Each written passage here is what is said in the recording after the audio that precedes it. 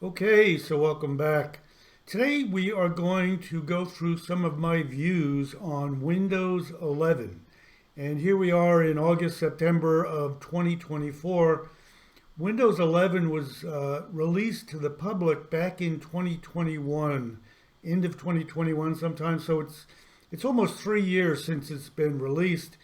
And I just recently decided to update my first computer to Windows 11 from Windows 10. So I'm going to talk about some of my views on, is it better than Windows 10? Is it awesome? Is it something you should consider? Now, I've been electrical engineer and software developer for over 45 years. So I'm going to give you my perspective on Windows 11. I've been around operating systems back since before personal computers were a thing. So I've seen a lot of operating systems. So I'll give you my view on Windows 11, how it compares to Windows 10. And being an engineer, I tend to focus on things like benefit to cost analysis. What are the benefits? Put numbers to the benefits and the costs and see, does it really have benefits that outweigh the costs? And if so, what are they? So here is Windows 11. In my view, it's basically very similar to Windows 10. Of course, they got these taskbar changes, which to me are totally irrelevant. But the big question is, what are the benefits? What are the costs over Windows 10? So when I installed Windows 11, everything worked pretty much fine, except for I noticed that my wired Ethernet wasn't working and it was going to the Wi-Fi. So I had to do a little bit of detective work and finally found out that the network adapter was not enabled for some reason. So you can see here, if you open up the device manager, it wasn't enabled and I had to enable the Ethernet adapter. I'm not sure what that was all about, but after I did that, now it works fine. So just an annoyance in, when you update to new things, you generally have to deal with the annoyances. But otherwise, you can see it's basically Windows 10 that looks a little bit different. So let's take a look at what the actual benefits to costs are, in my view, for Windows 11 versus Windows 10. So now let's start with the pros or the benefits of Windows 11 over Windows 10 or whatever. And we're going to try and put numbers to these things so that we can actually evaluate it rather than vague generalities that you see all over the internet. What are the actual benefits and costs to Windows 11 in my view? Well, the benefits or the pros, what are they? That's a very tough question.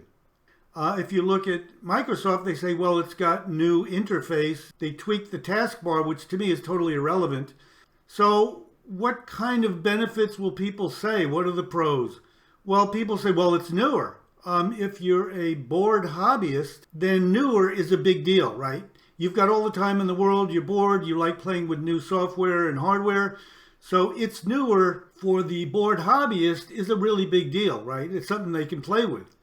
In the real world, in the engineering world, the software development world, newer can be really bad because if everything's working, your computers are working, your software is working, your corporation is running, your business is running, and you implement something new that you haven't tested, then it can cause a lot of damage because, for example, in the software world, we all know that new software often has bugs that haven't been tested because a lot of software companies release software and say, oh, well, people will figure out the bugs and let us know, and then we'll fix them in the next year or two. So in the real world, you realize that it's a very good idea to wait on new software and new hardware until you've tested it, the world has tested it, and you've cleaned up a lot of the bugs that have happened when it's been released. So some will say one of the benefits of Windows 11, it's newer. I would say no, that's not a benefit. That's something to be avoided unless you can prove that the benefits outweigh the costs and it's something you really need. So not really a pro in my view. A lot of people say, well, 11 is a bigger number than 10, so it's good, right? No, that's totally nonsense. So the new part really is not a benefit unless it gives you something you can actually measure and put numbers to. Now, the one thing that you will see a lot of is these vague security improvements that are being discussed, right? The Trusted Platform Module and all this security stuff. But at the end of the day, put a number to that. How much benefit will that give you? Give me a number. In the real world, you have to put it down with actual values, not just these vague things that people don't really understand or know about, but it sounds good, so it makes them feel good, so they believe it. The problem is, yes, it's got security enhancements, but does that mean anything for you as a user? And nobody can tell you the answer to that. Nobody knows whether this is going to help you. In the security world, you are probably aware that some of the really bad security problems happen when corporations make a mistake and release, for example, your credit card number to the world, and the bad guys take advantage of that. That has nothing to do with Windows. That's just people not doing things that is pretty much out of your control. So is that going to take you down, or is something in Windows going to take you down and cause you problems? Nobody can answer that. So saying that there are these vague security improvements may be true, but you'll never know, right? You don't know what the bad guys are going to do. So this is kind of there, but you can't put numbers to that. You can only decide to take the approach that, okay, in future years, I'm going to stick with Windows and upgrade as I need to, because yeah, there may be some security benefits that I can't really put my finger on, but I hope that they're there, right? So in terms of pros or benefits, really nothing that you can put a number to, in my view. There are some general security things that you probably want to take advantage of, but I can't tell you, I can't give you an example of exactly what that means. So very minimal pros that I can come up with for Windows 11, other than maybe some security improvements. So what are the cons? Can we put some numbers to the cons? Well, in my case, I'll give you an example. I have 6 computers that I use for varying things. I've got engineering software, I've got backup computer, I've got portability, I've got bench testing of electronic equipment. I've got all kinds of things I use these computers for. And they're varying ages, maybe 5 to 10 years old. They run fine. I've got some high-powered GPUs when I need them. All of these computers run fine on Windows 10, do all of my engineering simulation software runs fine. So these are running fine on Windows 10, nothing wrong with them. But I've got 6 computers, and the task is, if I'm going to stick with Windows 11 for all of these, I need to determine if they are all have hardware that is Windows 11 compatible. So I went through and looked to see what is the status of these 6 computers. Are they Windows 11 compatible? Well, it turns out of the 6, 5 do not have hardware that is Windows 11 compatible, which means either the CPU doesn't support it or the CPU and the motherboard don't support it. But in any case, I've got 5 computers that don't support it. I have one that I showed you in the beginning of this video where I install Windows 11, and that does support it. So what does that mean? 5 computers that don't support Windows 11 hardware-wise. What are the numbers associated with that? Well, one computer, one desktop, is going to need a CPU for about $200. Another one is going to need a CPU. If you do the Windows health check, it says, oh, your CPU doesn't support it. What they don't tell you is that also your motherboard is not going to support an upgraded CPU that supports Windows 11. So you also need a CPU and a motherboard. So, ballpark, that might be $800 I'm going to need for this in order to make it Windows 11 compatible. The third is going to need a new CPU and motherboard and a case to fit the new motherboard in.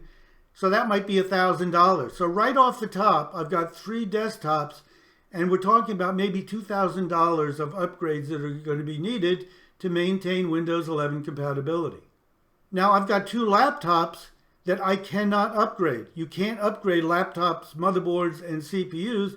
You can just toss them. These are basically junk in terms of Windows 11 compatibility.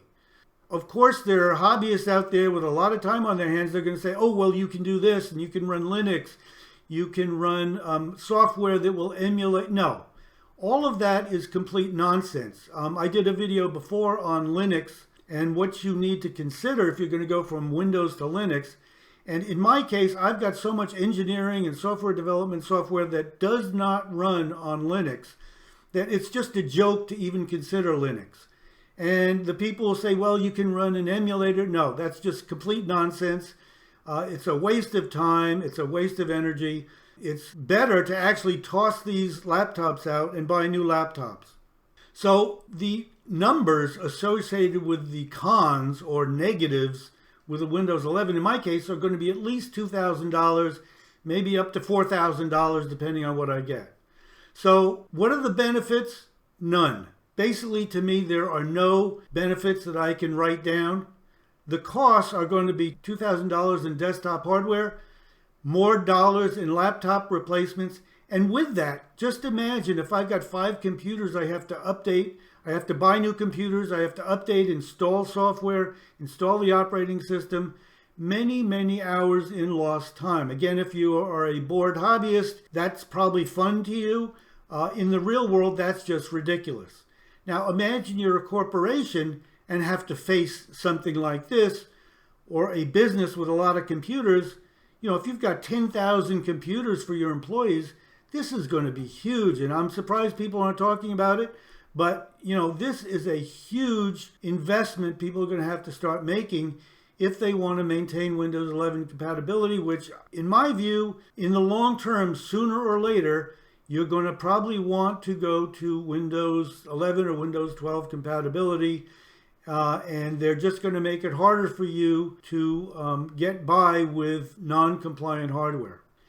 So that is a summary of my view of Windows 11. Again, I've been an engineer for many years. I've dealt with many operating systems. I don't recall ever having an operating system that required that you throw out your old hardware in order to run the operating system. To me, this is absolutely incredible. But this is the world we live in, that they now can tell you to throw out your hardware to run this new operating system. I think it's insane, but that's what we got to deal with. So that's it for this one. If you're liking these videos, I encourage you to hit the like button, subscribe, hit the bell notifications. But most of all, please let others know that we're here so we get some views. Really appreciate it. Otherwise, take care. Have a really good day. Thanks.